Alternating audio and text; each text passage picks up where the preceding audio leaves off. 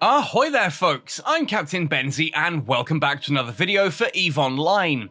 In today's video we're going to be taking a look at another seriously cheap ship for C3 ratting, a vessel that I didn't actually think could do this, but thanks to Naku, who has been helping me with some really cool ship fits recently for various different Navy issue cruisers, he's managed to get this one working, and I am so astonished by this. Now I know a lot of you really like the Caracal hull, it's a very popular hull, it looks awesome, it flies awesome, so this is one I'm really excited to get to present to you all. So again, thank you to Naku for suggesting the fit. Yes, this works. Yes, it's dirt cheap. Yes, it's a Caracal. What's not to love? If you do enjoy this video, please let me know, drop a comment down below, hit like, both of those things teach YouTube to promote my content to more people. If you do want to go the extra mile to keep me making content like this, head across to my Patreon page or my PayPal tip jar. Every little donation really does help. If you can, it's really, really gratefully received. Thank you so much. Finally, if you're fairly new to EVE Online, if you haven't used a referral link already, click mine in the description down below. You get 1 million free skill points, I get a small kickback too, and you can come join the Skull community Discord to talk with a bunch of like-minded EVE Online players, ask questions about the game, maybe even consider joining us. All of those messages done though, because my goodness, there's a lot to go through there. Let's jump right into talking about the Caracal Navy issue and how we can use this for C3 J-Space ratting. All 4 sites. First of all then, let's take a look at the Caracal Navy issue itself. What is this ship? How does it work? Why is it so good? Well, basically, the Caracal Navy issue is the Navy issue version of the Tech 1 missile boat for the Caldari, the Caracal, right? Everyone loves a Caracal. It's a cool looking ship. It's got some really cool bonuses to it. It's a lot of fun to fly in my opinion. The Navy issue is kind of an upgrade of it. It is a lot more expensive than the base Caracal, but it does have some significant advantages. And here, looking at the information page for the Caracal Navy issue, or CNI, if you hear me say CNI throughout this video, I'm just talking about this ship. That's what it often gets shortened to. It gets bonuses purely from the Caldari cruiser line. That's going to give us a 6% bonus to rapid light missile, heavy missile, and heavy assault missile launcher rate of fire. That's 30% faster rate of fire at Caldari Cruiser 5.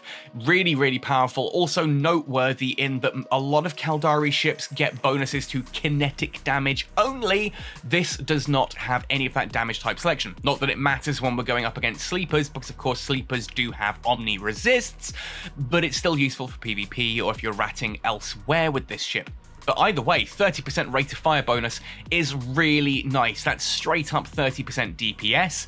It should be noted that rate of fire increases, of course, mean you are going to chew through more ammunition compared to straight up damage. That is the sort of flip side of that. You know, straight up damage just hitting harder, whereas rate of fire, you're throwing more missiles into space. Therefore, you are going to need more missiles, right? Now, I really like heavy assault missiles in general. They are one of my favorite weapon systems in EVE Online, very close behind autocannons. Now, one of the upsides of heavy assault missiles is very high damage. Unfortunately, they are also quite short range and they have fairly poor application, meaning that you can get really big numbers for DPS, but you don't always actually apply that to the target, especially small ships, because heavy assault missiles do have rather large explosion radiuses.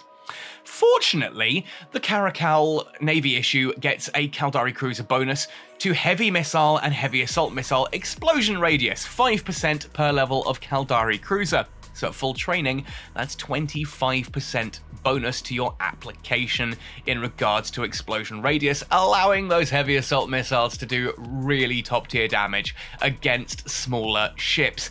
Really nice. Awesome. So we're getting nice DPS bonuses, we're getting nice application bonuses. This is on top of the fact that the Caracal Navy issue has a really nice fitting profile. It's got a decent amount of CPU, good amount of power grid.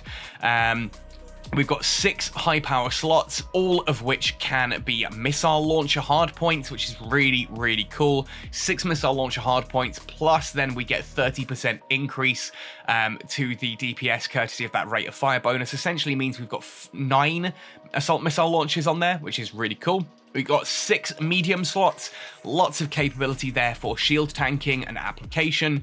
Low slots, we've only got 3 of those, which we can play around with all kinds of things. Obviously 2 rig slots as well, because 3 rig slots as well, because it is a Navy issue cruiser.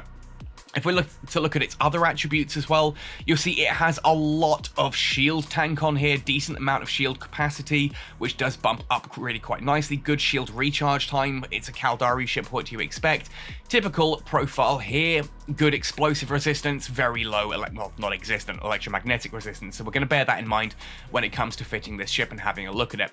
Do we have drones in this? Yes, we do. We've got 25 megabits per second of drone bandwidth and a drone bay of 25 cubic meters. It's not much. It's 5 light drones, 2 medium drones, or 1 heavy drone, and it's just really not worth it for the heavy drones. So we're going to go 5 light drones later on in this fit as well. Now, before I showcase the fit to you all and talk about it, I do just want to jump in with a quick word for today's sponsor. The term spreadsheets in space is not exclusive to EVE Online anymore, and if you've ever wanted to run your own galaxy-spanning industrial powerhouse, then Prosperous Universe could very well be the game for you. In Prosperous Universe, you'll be building and managing your own corporation and colony by managing and trading goods to build your own economic empire. The markets are full of fierce competition though, so you'll need your wits and business acumen to stay ahead of the competition, undercut your competitors, and maybe try some even more underhanded tactics to expand into new markets and raise your stocks into the stars themselves. The best thing is that it's completely free to play with options to upgrade to a pro account later, so you'll lose absolutely nothing just giving it a go. It's also browser based, so you can log in from anywhere, even that old potato of a work computer. Thank you to Simulogix Games and Prosperous Universe for sponsoring this video. If it sounds like your kind of thing, click the link in the description below to head on over and start your economic conquest of the galaxy today. Thank you for watching through that, folks. Having sponsorship content in a video like this does really help me to pay the bills and just help support a channel like this. So thank you to Prosperous Universe and Simulogix for that sponsorship, and I do hope some of you will check that out and give it a try. I do genuinely think it'll be right up your street. Anyway, let's take a look at the fit then for the CNI and see how we're fitting this to run these sites. First up, look at the cost of this. We're less than 120 million. That is with ammunition in the hold. This is a very cheap fit to run comparatively to other C3 ratting vessels. It does actually clear these sites surprisingly quickly, like nowhere near as quickly as something like a Cerberus or a Tengu, of course, but for the price, you make that back in 3 sites. Like, genuinely, this is so flippin' cheap. It will do all 4 of the basic C3 sites, that is to say the Solar Cell, the Aruse Construct, the Outpost Frontier Stronghold, and the Fortification Frontier Stronghold. This will not clear unsecured or forgotten relic and data sites. Those have too much firepower. They are basically C4 sites. You will lose your ship if you try it. Can you use this to clear things from, like, the gas sites in a C3? Yeah, absolutely. It will do that. It will do that comfortably.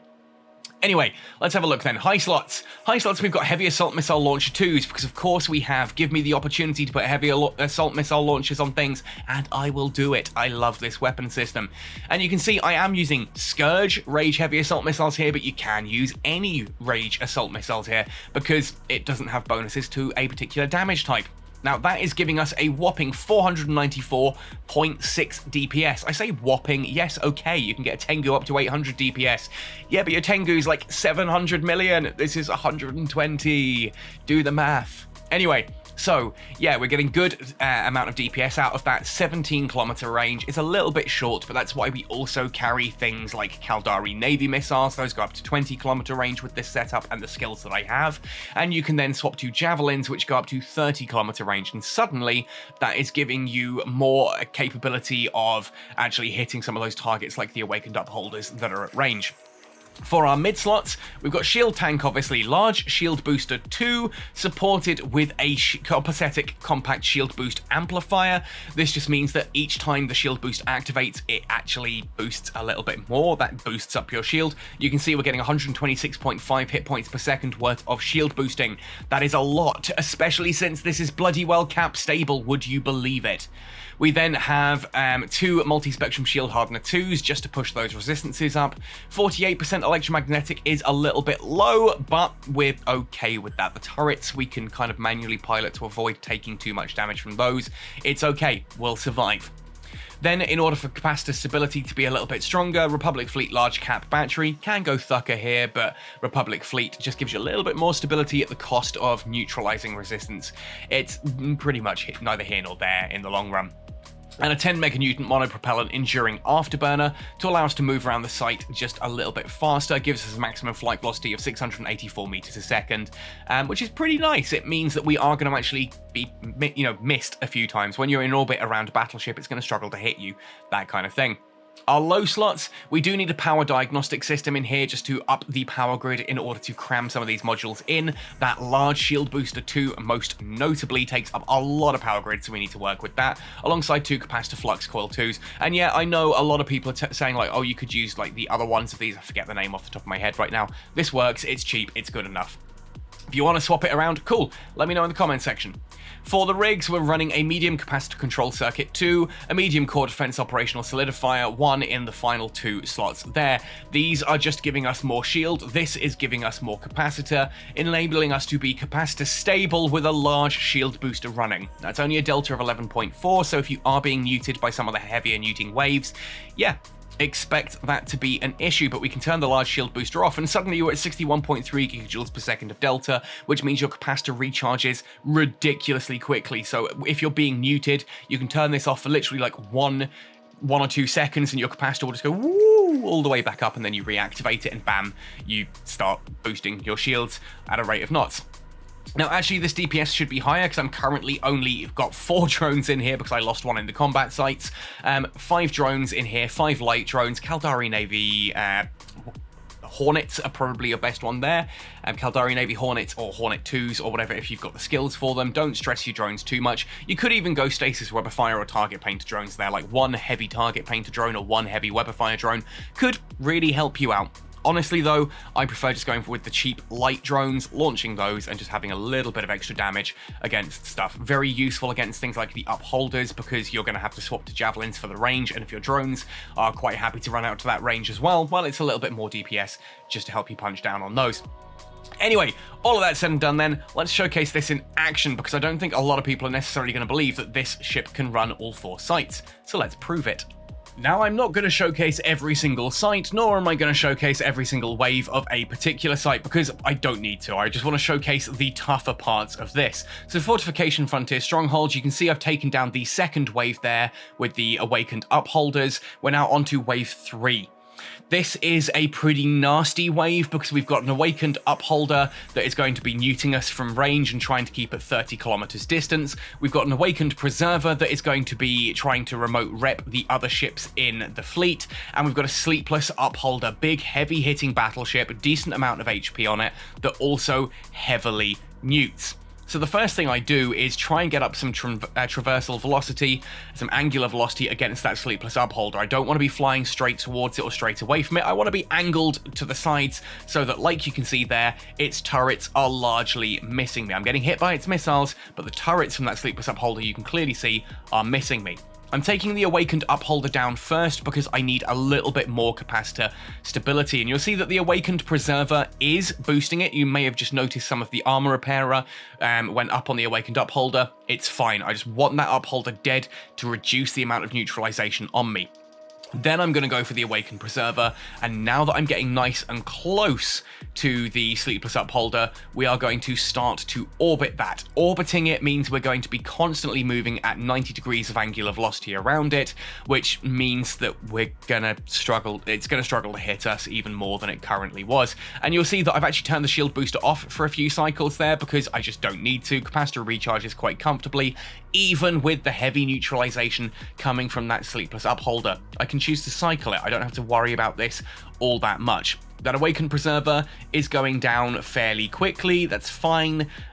We can handle that. It just means it'll stop, obviously, remote repairing anything else that we are worried about in this. Once that's gone down, we're going to go for the Sleepless Upholder. At this point, it should be clear that this site is absolutely no concern. I'm going to swap to the Rages now that I'm in range here of that Sleepless Upholder.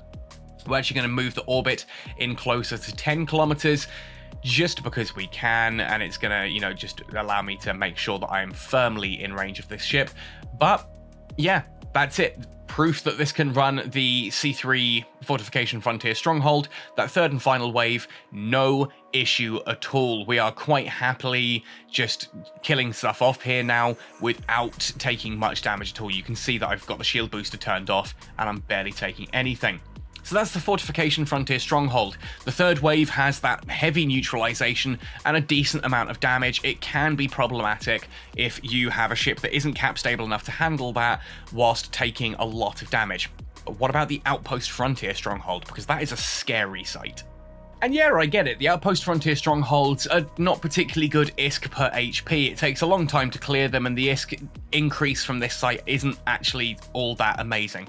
Anyway, you'll notice I have warped in at 100 kilometers. I dropped a bounce, sort of like a perch off the side of this as I was warping in. It's a little bit off grid from this. It means that if I really need to run away, but I don't want to just completely abandon the site, I've got somewhere that I can warp to while still keeping an eye on the site. It also means that, like this, I can move away and I can warp directly to one of these turrets. Now, I'm just doing a little bit of setup here. I do want to be ideally as far away from that battleship as possible, and I don't really want to be too close to these turrets either. I've got 17-kilometer range with the Rage missiles, so I just do that little bit of setup at the start just to make sure that my shields are active.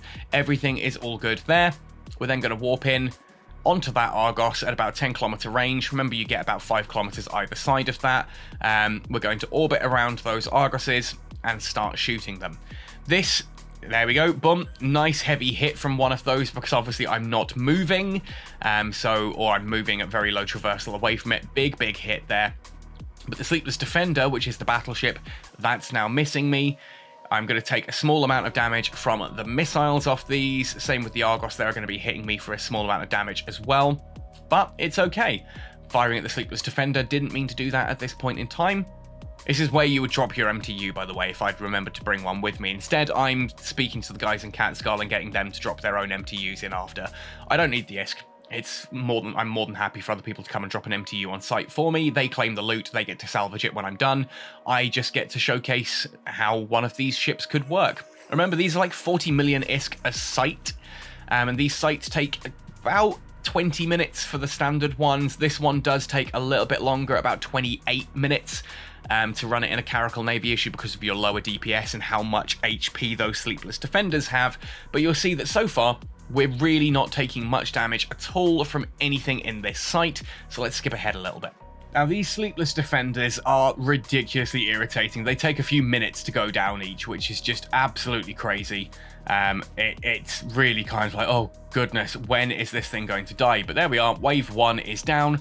Wave 2 is super easy. It's just Awakened Defenders. They're cruisers that do so little damage. They're really not much of a threat to this at all. This is one of the easiest waves in C3J Space Ratting in general. The fact that it's in this combat site is actually a nice breath of fresh air in the middle. Now, a few minutes later, we're about to take down that last Awakened Defender and start the third and final wave of this site, which is probably the hardest wave for a lot of ships in any of the C3 combat sites. The third wave of the Outpost Frontier Stronghold has 2 Sleepless Defenders, which are hard-hitting battleships that have a boatload of hit points and can web you, which is great fun, followed by 4 Emergent Defender frigates. Now, the frigates actually do die fairly quickly, and we can take these out nice and easily. The first thing you're doing basically on this wave is just getting as much range between you and those Sleepless Defenders as possible whilst you kill the frigates. You kind of want to draw those Sleepless Defenders out away from each other so that you don't have to worry about both of them in close proximity. And here you can see that by doing that, I've pushed those Sleepless Defenders to about 58 kilometers away. I have done that by overheating the Afterburner for a few moments just to get some range. Therefore, bringing some nanite repair paste with you, probably a good idea if you want to run multiple of these sites. For me, running one of those is quite alright. I'm now increasing my traversal against those battleships now that they're 60 kilometers away. We're going to pull down those Emergent Defenders quickly. Now, I haven't noticed that they're actually yellow boxing my drones at this point, and I'm probably about to lose one of them. I then spot it, pull that drone back after it's taken a whole load of armor damage. Oops. Oopsie poops, but there we go. It is what it is. Again, I'm still not noticing that 2 of those frigates are still yellow boxing my drones, and they're now shooting the other one. I should have recalled my drones completely and let those come back to hitting me. Don't know if I did recall both of them all this time. Is this where I lose the one? Yep, that's where I lost the one. At that point, I'm like, yep, I'm losing drones. Let's pull the others back. Admittedly, the drone DPS is so little from this. It doesn't hugely matter. It's a nice thing to have, and it does increase the, you know, the clear time for the site. But for the most part, it's just an optional bonus. And you'll see we're taking very little damage on our shields at this point because we're nice and far away from the 2 heavy hitters. We're just punching through those frigates at a comfortable range. Now, those frigates do have webs. They're not overly problematic at this point because nothing big is hitting us or trying to hit us. We're kind of just getting on with things, which is nice. There we are.